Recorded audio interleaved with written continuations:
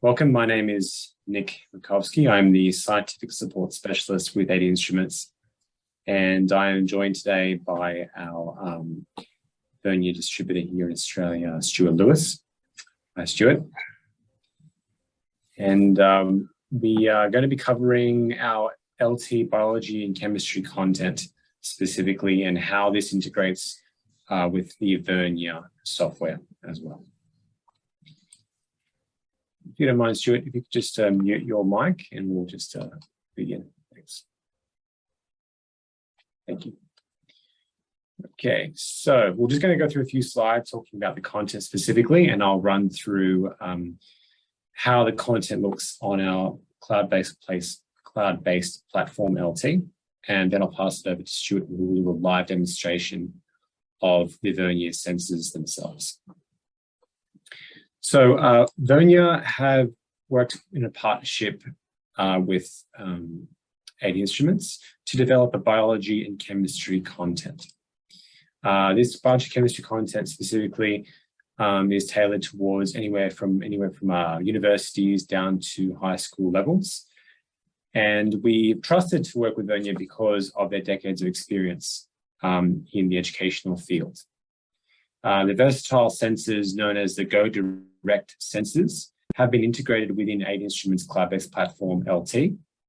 And this then enables students to record real-time data into their computer. We'll run through how these sensors work, but it's simply a plug-and-play design. That way it minimizes any sort of connections.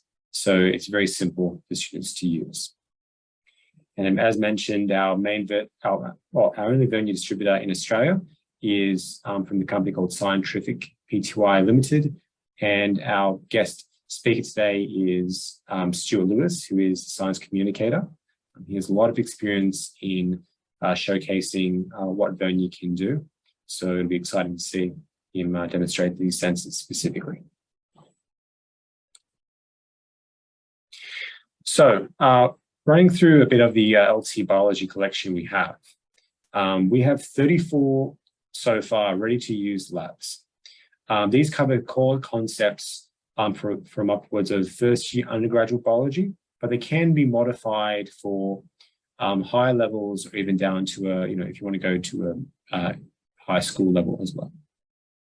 Specific examples of biology content can be used with sensors that can be measuring spectrophotometry. You can do other work for microscopy, photosynthesis, DNA replication, and pH. Now, since there are 34 lessons, I'm not going to go through everyone specifically. So the purpose here is just to showcase some examples of those lessons. And then if you're interested, we can show you more with some various links to those websites. But you can see in these images here that we have some students actually using this spectrophotometer for one of the practical studies in our platform. And we also have looks like an oxygen sensor as well there. So we have a various array of sensors.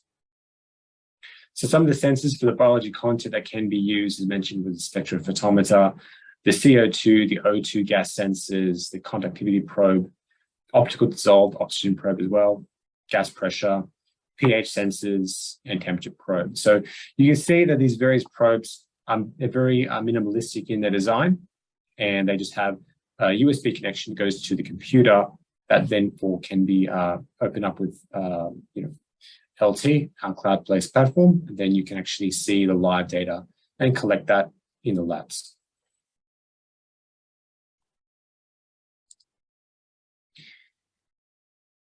So here's an example of one of our biology content collections. This is the visible spectra for plant pigments.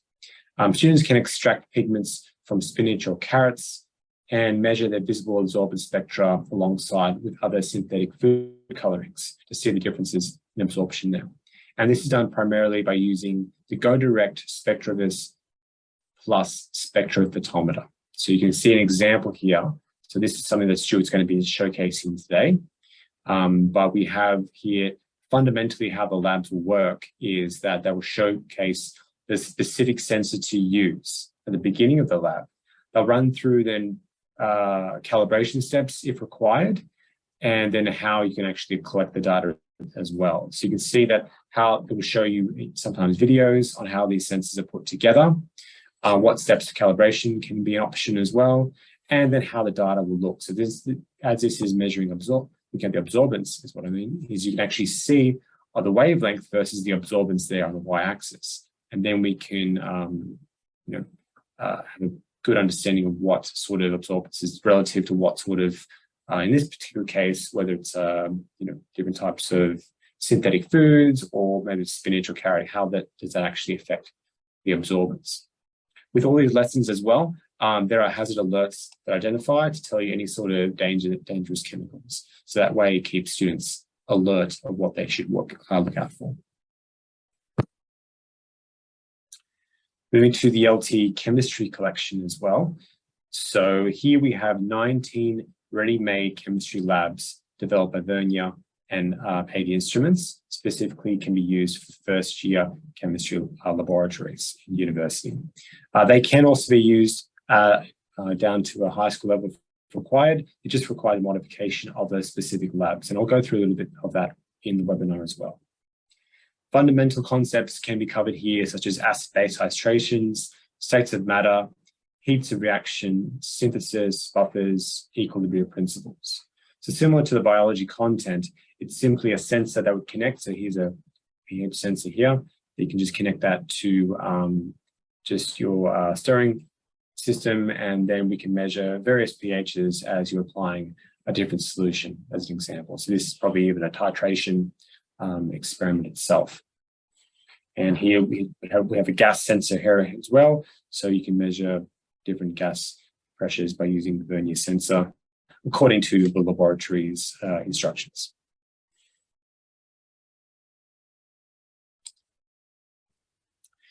Similar to the biology content, we also have various sensors that do overlay between the biology and chemistry, but there are other ones also that are specific to chemistry.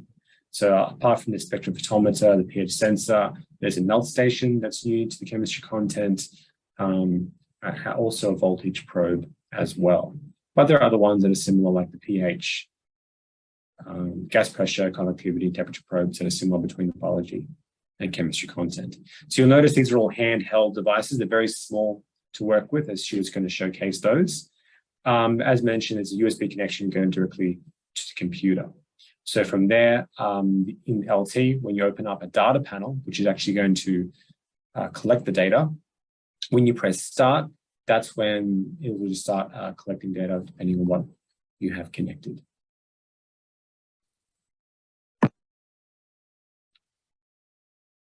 We've also thought of different designs of these labs, specifically because we know there is a demand in students that just can't get into the university campuses to do these laboratories. So that's why each of these labs has a specific distance learning modification to the lab. What that means is students that are unable to get to the laboratory, there's example data provided as if they were in the laboratory. So what that will do then is that as the data is applied, so you can see here we have a data panel of our temperature and pressure. All the student needs to do then is simply collect the data. So this example here where it talks about the analysis stage is how we can highlight a specific region, which will show you the mean of that region, and then we'll show you what the temperature or the pressure is for this particular example. And then once you have those data points relative to whatever the instructions are asking, then we can put these into a table, and then from there, usually they can be plot out as well. So that's something that LT can do, is that not only will it apply data panels, but it'll also show you, you can put together, or even if you like, you can create your own tables. And then from those tables then can be connected to plots. So here's an example of an absorbance versus concentration, absorbance. And you can see that is relative to whatever the table has here. So you can actually have lines of best fits. You can actually look at the gradients of this line, or even the R-squared if you're looking at the fit as well. So there are options there for students that aren't able to reach the university, and we provide the distance learning package as well. Apart from the distance learning packages, we also provide an additional resource for students. It's just not a matter of just answering some questions in a laboratory. We also provide something called extensions as well. So what that would normally entail is that typically, depending on the range of labs we have, not all labs, but some labs will have this extension tool, which will provide the students either they can choose to investigate a specific question of their own choice in relation to the experiment they completed. So based on that, then they they'll be asked, what would their predictions would be on that experimental design and what type of results they're going to see, and they also have to provide reasoning too. Once that's done, they have to write up their own methodology, collect the data, of course, and then write up a report off those findings and back that up with citations. So that would be essentially what you would do, if you're doing like your honors or something along those lines. So it's that way, it's just providing the students, teaching them more about the critical thinking rather than just answering questions. So in this particular example, they would have to provide what are the independent variables, the dependent variables, what are the controlled variables. And that's also been shown to really help with the students' understanding of the content, not just simply answering questions. And as mentioned, I'll go through this very shortly with you, is that any of this content that is provided, whether it's in biology or chemistry formats, you can edit these. So you can change the tables, you can change different types of questions. So I'll go through some of those today. You can change the images, the videos, audio files, obviously the plots, the tables, and even the sampling windows as well. So that way we can modify, even though it's just like designed around the first year of university level, that can be modified to make them to a second or maybe even a third year university level, or even make them simpler for high school as well. So I'll just put that away here, and I'll just showcase some of our LT platform as well. Keep in mind that any of your questions that you have, we're happy to answer them at the end of the webinar. But if you like, you can post them up on the chat or the Q&A, and we'll answer them properly. So here you can see that we have one of my LT instances. So this is our cloud-based platform referred to as LT. And this can be logged in via a student, and then the student can actually see whatever content the educators have chosen to publish. So there are two aspects of that for students and educators. One is the instance can be logged in by an administrator, where they can then import various files. So if I was an administrator right here, I'd log into my instance, and then from here I can go to my content library and then choose a range of content. Now we're going to focus on the chemistry and biology specifically. In the biology content, you can see here the library that I was referring to. So you can see that we have anything from acid rains, biological membranes. We can look at things like DNA structures, replication. You can see they're called labs for these, but there are also labs called distance learning labs. And that's for students, as mentioned, specifically that can't reach the campus. You can import this one into the LT instance, and then once the students log in, those students that can't make the campus can actually just run the lab as if they were actually within the lab. So any of this content you see, all you have to do then is just simply, if I wanted to click on something like photosynthesis lab, I just click on import, and that now is going to import into my library. So if I go back to my home tab, so you can see they're divided into different types of tabs. I won't get into too much depth into what LT can provide, but we can definitely get into that if you are interested after the webinar. We can show you those sorts of information. But going back to our home tab and going to lessons, you can see I've actually imported a lot of lessons into my course. So this is my course here, LT, and then from here, we have specifically an LT chemistry course. And within this course, then I can import anything I like. So right here, we have all of our chemistry content. And from here, I can click on any of these, And what it's going to provide me is information of when I publish something. So if I want, I can publish it for students to see. I can also download instructors' material as well. So this is quite important for technicians that are putting the labs together. They can just, so if I go here, this is Beer's Law. This will be used in one of our chemistry content labs.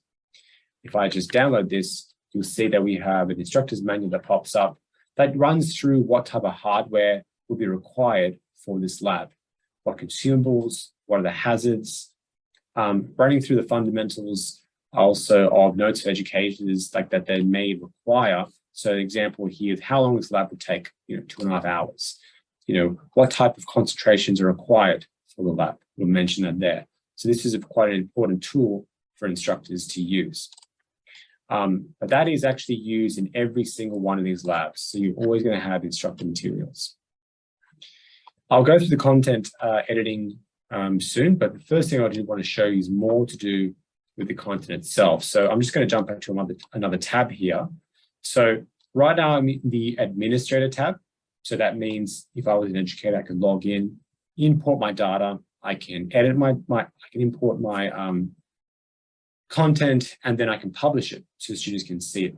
Because once you import it, that doesn't mean the students will see it. You actually have to publish it, and then they'll be able to see that. So I've actually jumped onto LT as well here as a student though. And as logging as a student, what you can see is these are the lessons that I've chosen to publish. So we have something on enzyme action, testing, catalase, activity labs. We have an acid raid lab. We have visible spectral plants. So anything the educator has chosen to publish, I as a student, when I log in, I can see this. So how it would normally work would be that I would come into the laboratory, bring my laptop, or maybe there'll already be a computer in a lab, and then I'll just log into LT, either myself or as a group. And then from there, we just plug in the Vernier sensor, then we can start. So the example here would be the enzyme action testing catalase activity lab. So I'm just going to open this one up, and I'm going to continue this lesson. So we'll click on here. So if I was by myself, I just click on that.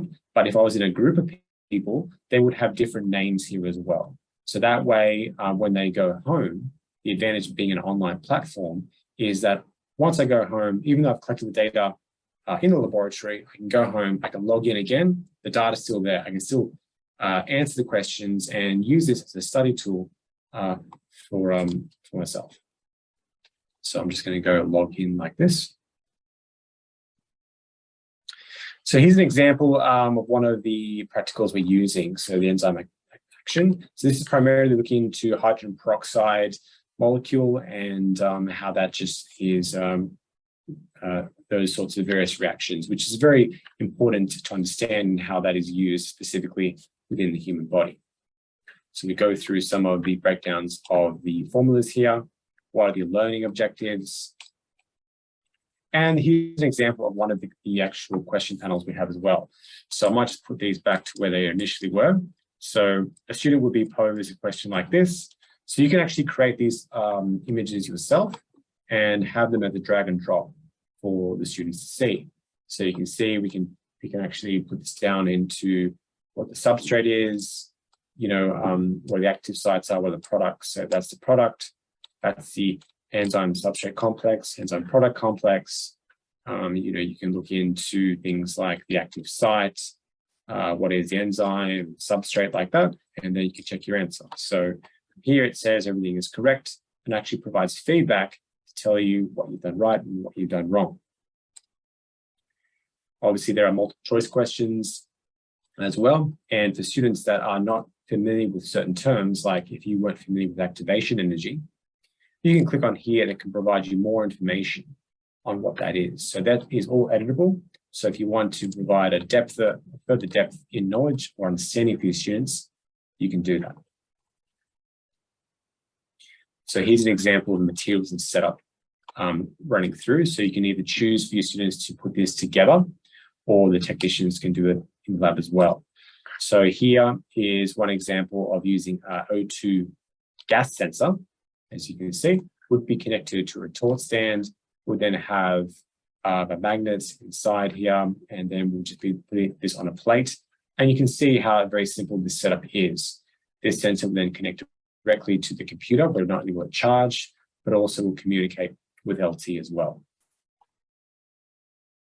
So you see up here, go direct sensor to your computer. Hazard alerts as well. So what are the dangerous laboratory chemicals? It tells you what the dangers are. Hydrogen peroxide, 3%. Running through what is the importance here, you require obviously some goggles, and it breaks down how to prepare the test tubes as well. So these would all be done like in a laboratory book, of course, but this is all done now virtually. And here's an example of some of the data. So this can either be done, if I choose data settings, I can record my own data, but obviously I don't have a Vernier sensor here right now. Stuart does, so he will show that. From here, I'm just going to show you some of the example data first. So you can see that we have a data panel. Our time is on our x-axis, and we have our oxygen gas percentage on our y-axis there. So it shows you that as we're applying different amounts of the substrate, how does that react then?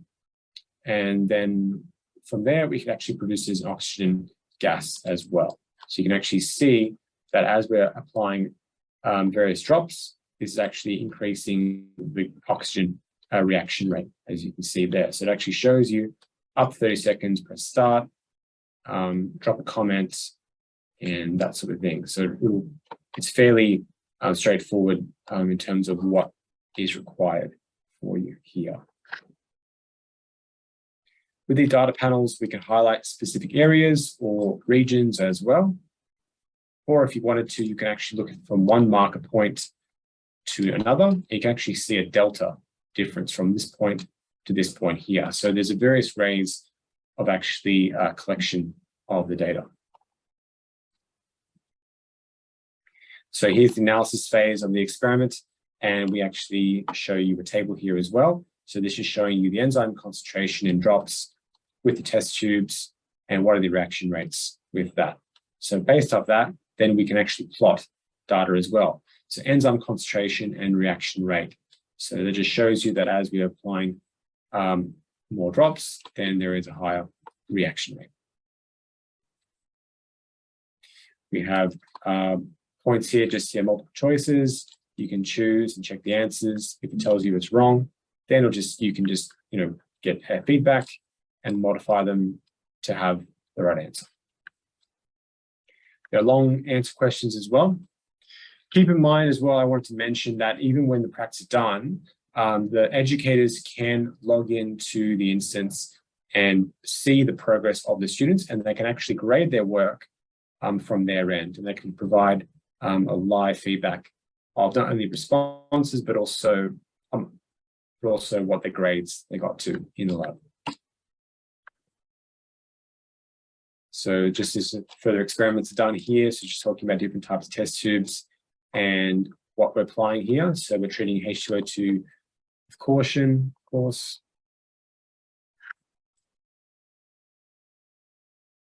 And like before, we're plotting some data of the substrate concentration. And here we're just showing you, over time, how does the substrate concentration change versus what's actually being used here to react with it.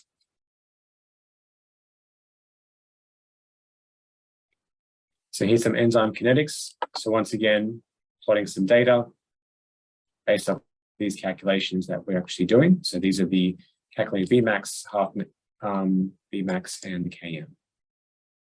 All these points can be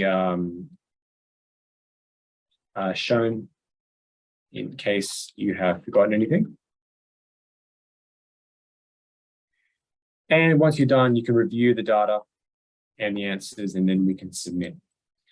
But this is a specific lesson that I wanted to show because it also provides an extension as well. So once the students have collected the data, they can they can actually provide the option to go ahead and choose a research question and prediction. So here I've chosen one saying, how does temperature affect rate of reaction. It then goes through the different types of variables. So you can provide what are the independent variables, the dependent variables. So all these I've written in advance, just as if I was a student.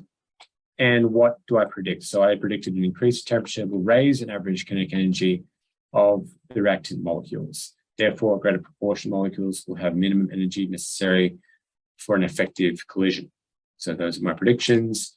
And what's my methodology? So I can run through the equipment that's required and how can I break that down? So this is a very miniature honors that you would do, but this is a very simple setup there. That just provides some more critical thinking for the students. So here's a panel where I would collect the data myself. Obviously, I don't have anything connected. But once we do have data collected, so I had something, I just made these numbers up here, and then we can plot them here. So you can see the effects of temperature on reaction rate. So you can see that over time, with temperature rises, there's an optimal point, but then it breaks down. That's because that substrate denatures. So, and then we can run through our results. Have some more questions. So what is the optimal conditions to use? And once we're done, we can then write a little report on it. So what's the title? So does temperature have an effect on catalase? Then we run through introductions, methodologies, maybe have some images you want to showcase as well. So we can actually drag and drop images into LT. So if you wanted to do that, you can. What were the results? As you can see here. And we can actually even reference other papers. So with our conclusions, we can cite other papers we have and what were their findings as well. So that way we can back up whatever data that we provided. So I've actually cited a couple of papers here to showcase that difference in temperature versus reaction rate. And of course, we get to clean up after that. So that's an example of one of our biology contents. The other one we can mention to you is our chemistry as well. So here's an example of acid-base titration. There are two labs here that I want to show you. One's actually for if you were in the lab, and one's actually if you were in the distance learning lab. So if you were in the lab, you'll see with this chemistry content, so if I just open it up, and we can run through just how this option looks. So it goes through typically the equivalence points. I mean, this is very easy to this would be normally like a first year university level, or even I remember in year 12 in high school, I was doing this specific type of thing as well. So you got that one right.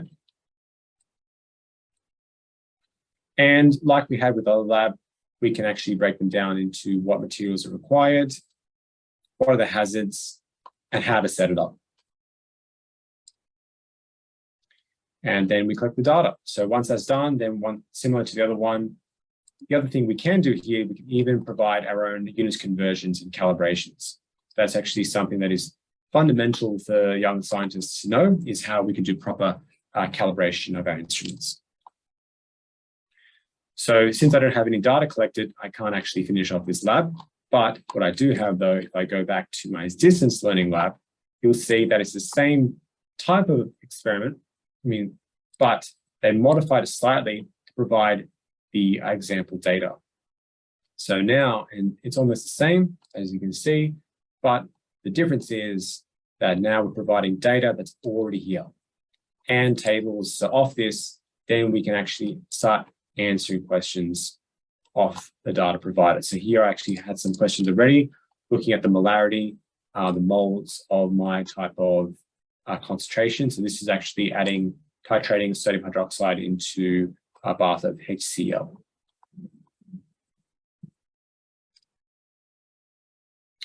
So that's essentially how this works for these type of laboratories. We can definitely provide you more information regarding the specific content of them. And if you request, we can email them to you. So once again, the drag and drop features are here as well. So students can do this and even do sorts of drag and drops like this. Very simple and intuitive to use. The last thing I wanted to mention before I pass it over to Stuart was our content itself. So if I just go back to my instance here and log in as an administrator, any lesson that I wish to change, so let's just say I wanted to change something in my acid-base titration lab, I can open it up as an administrator. And anything I want to change, so if I go to edit, I can now click on any of these options. So any of these boxes here, if I want, I can change any of the text. I can change any of these, copy, edit, whatever I want. Under the panels, I have options of basic things like adding texts, adding images if I wanted to, tables, graphs, specific types of questions. So we've already run through them. Text questions, table questions, graphs, you name it. We have all these. Provide multimedia as well, and sampling panels. So if I wanted to add a data sampling panel, all I have to do is just left click, drag out, and then it just adds itself to the content. And from here, I can actually choose what type of data sampling panel I want. So if we're doing things like Vernier, it shows me that I can choose the type of settings file. So I can do that, not a problem. So a lot of customizations we provide educators because we understand that this isn't like the be all and end all lab. We're just providing a baseline for them to change whatever they'd like. So that's essentially how LT works in a nutshell and how they integrate with the Vernier hardware. So now I'm just going to stop sharing my screen and let Stuart take over. So you can take over there, Stuart. Okay, good afternoon, everyone. I hope everyone's having a great day. So I have actually set up a few little track ideas which will help highlight the various aspects of both the equipment, but also its integration into the software. The two main probes I have here, one is this, and I'll spotlight this. One here is a gas pressure sensor. It has an area where you can screw on your syringe. It also comes with some tubing as well and lure locks, so you can do quite good stuff. The other one I'll be showing is the Go Direct spectrophotometer.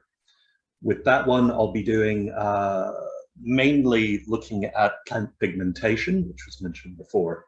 With the gas direct pressure sensor, I'll be looking at what are the chemistry gas laws, looking at volume versus pressure. And if we do have a little bit of time left at the end, we might even do some plant transpiration over here. My plant's looking a little sad, but I'm sure it'll perk up under the grow light. If at any time you do have a question or a comment, please feel free to let me know, because I do tend to keep talking if left to it. Okay, so I will first of all share my screen and get into the LT software, which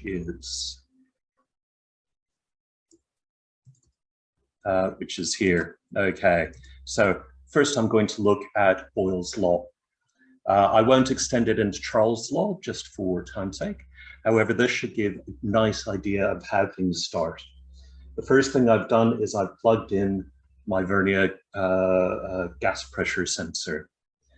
I won't necessarily go through reading of what we're going to do. I'm going to scroll straight down from the idea laws and look at the experiment itself. So here we have the material.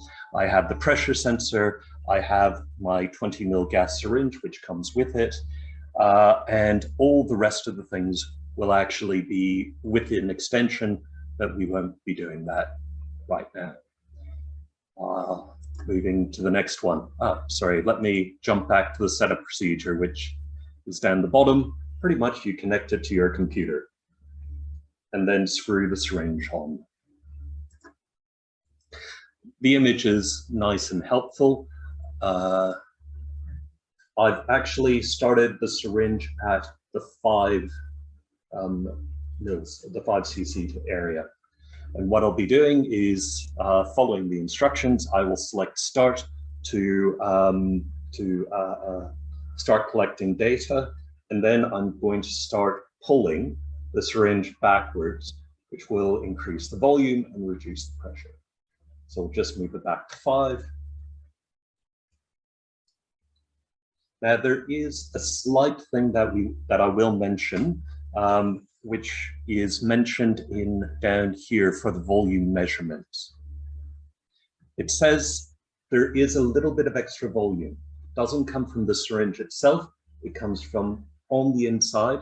There is 8 mils of tubing, just the pressure sensor itself.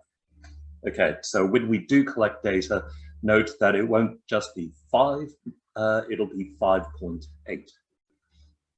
Then we'll repeat the steps. So I'll collect it for the first step at 5 mils, and then we'll go from there. Okay, so hit start,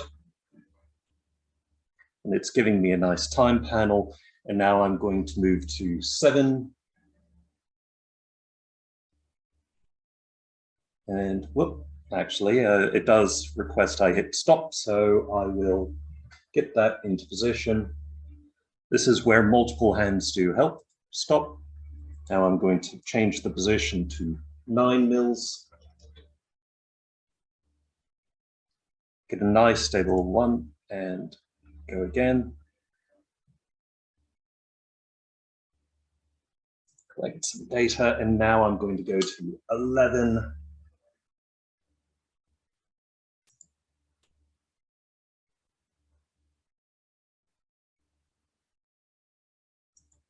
Okay, and 13.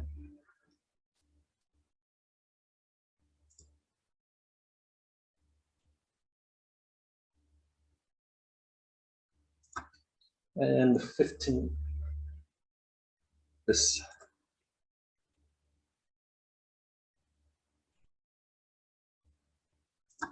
And 17.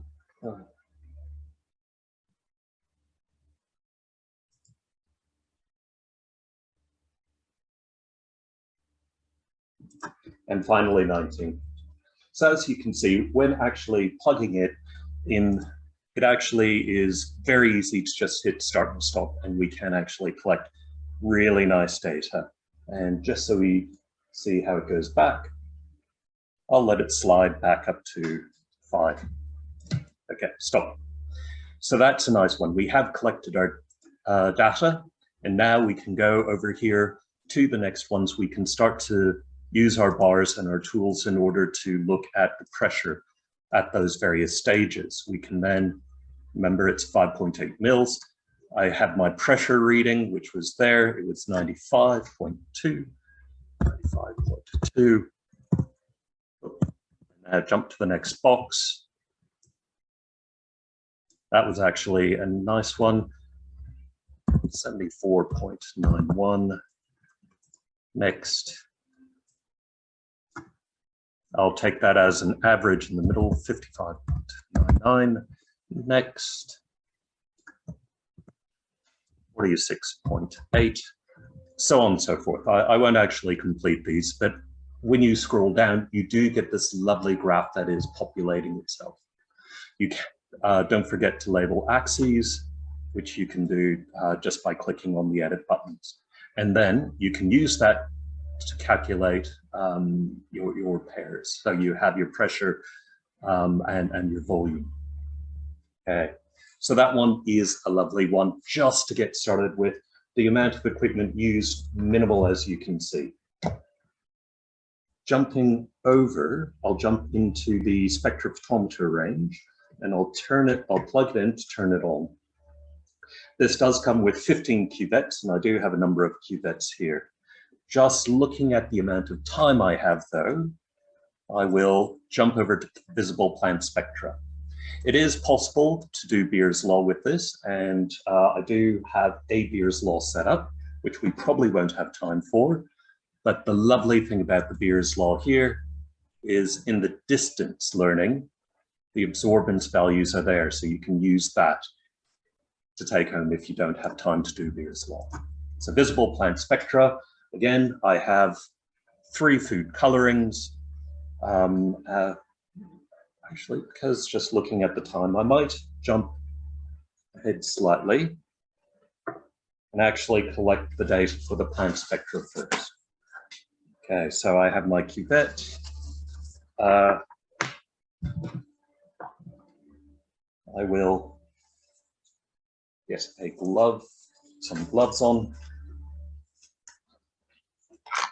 In order to get the plant spectra, here I have a little bowl, and the bowl has isopropanol in it, 70%, and spinach.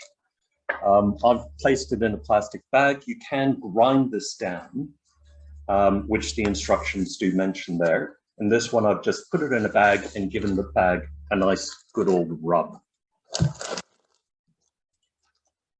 And down the bottom, I'm getting a beautiful green color. I'll highlight that. So I have this, sorry, did that spotlight work? Sorry. I'll just make that, we'll pin that one. Sorry, stop sharing. There we go. Okay.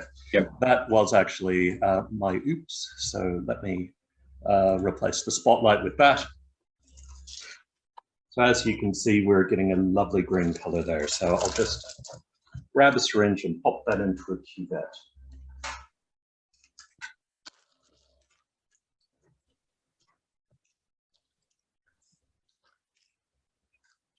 When you are filling the cuvettes, you'll want to fill them up about 3/4 of the way. For those who haven't used the cuvettes before, on one side of the cuvette, that's a bit cloudy. If it does appear to be a bit cloudy, as this one does, your absorbance readings will be slightly off, so you can filter. Quite often when I first do this, I do actually get a nice clear one, but I'll just get out a little.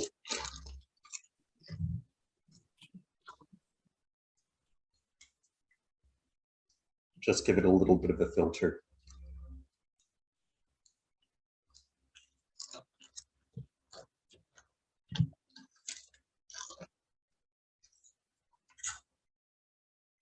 Although my filter seems to be clogged, so we will actually go with what we have. Okay. Now, this is, of course, one of those experiments that works perfectly every single time I do this, using exactly the same methodology as I had before. Perfectly every single time.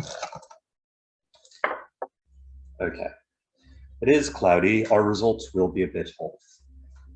But I do have a lovely chlorophyll chamber there. Our cuvettes have ridges on 2 sides, so you can hold it by that. It is a good idea to give them a bit of a wipe before popping it in.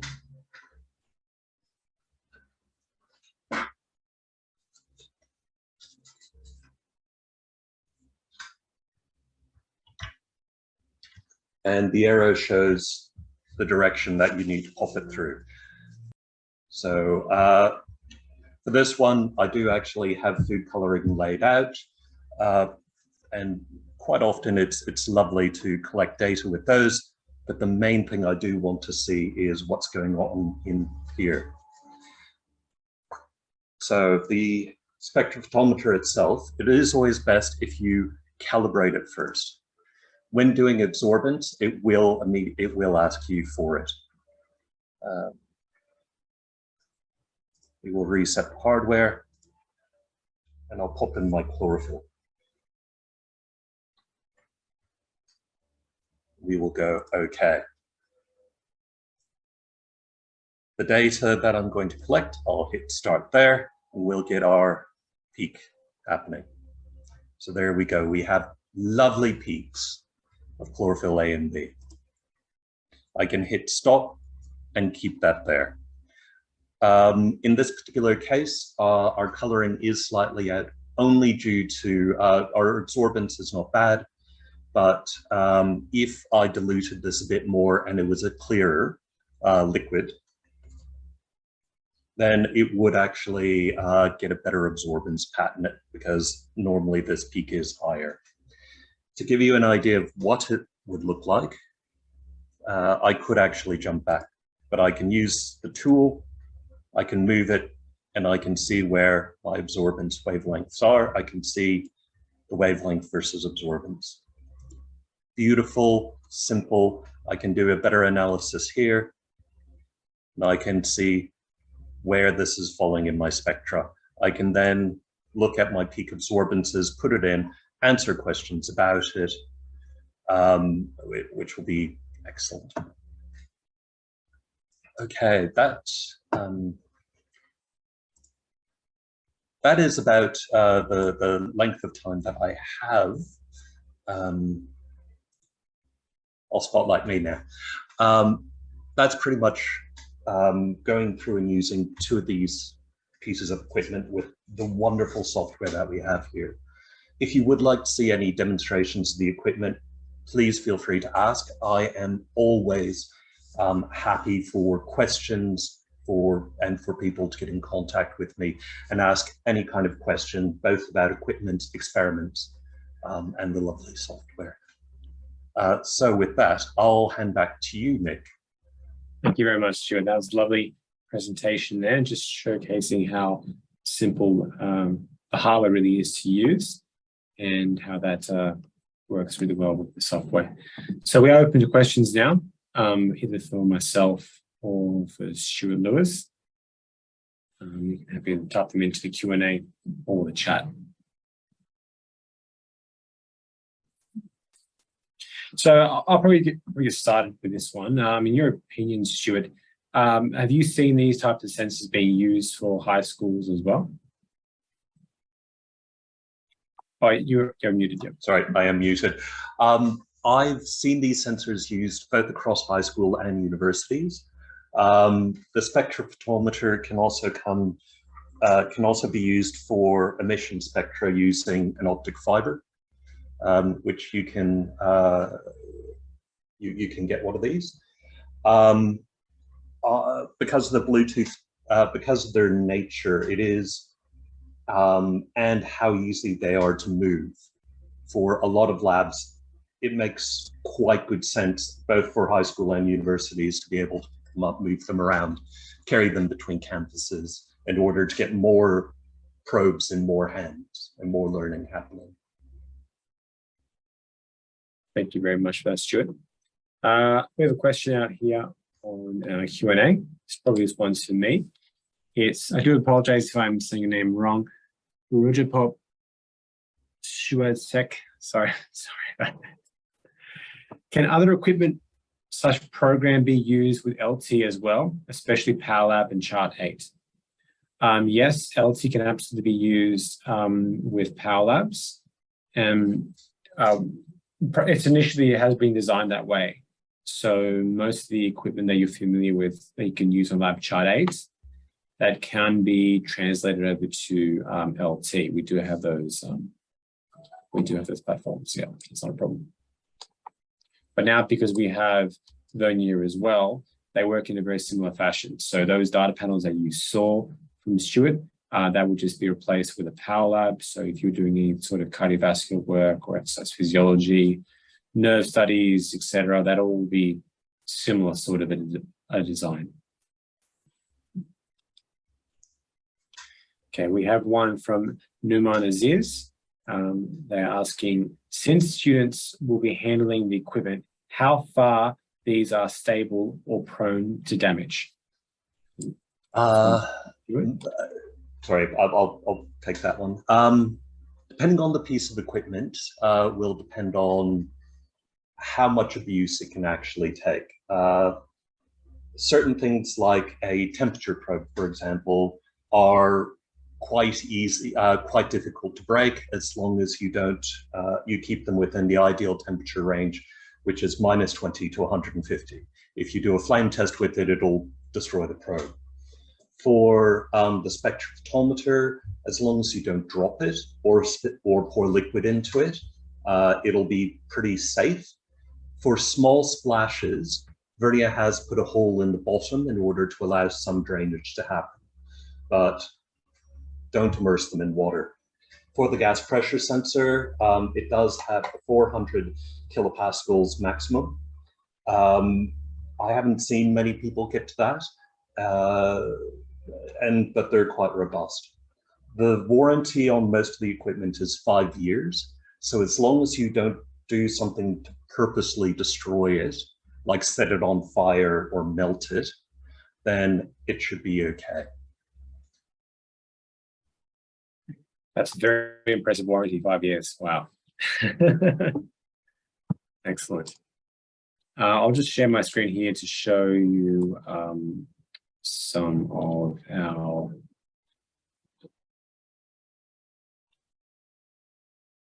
if you wanted to reach out to any of us, you can do that by contacting either Parimal, our sales representative here in Australia, or Stuart Lewis if you're looking into anything specific with the Vernier sensors. Contact Stuart Lewis at Scientrific, and he'll provide you information on that. If you need any information regarding the LT, of course, then contact myself at support.adinstruments.com, not .co, or Parimal Catcher. Any last questions?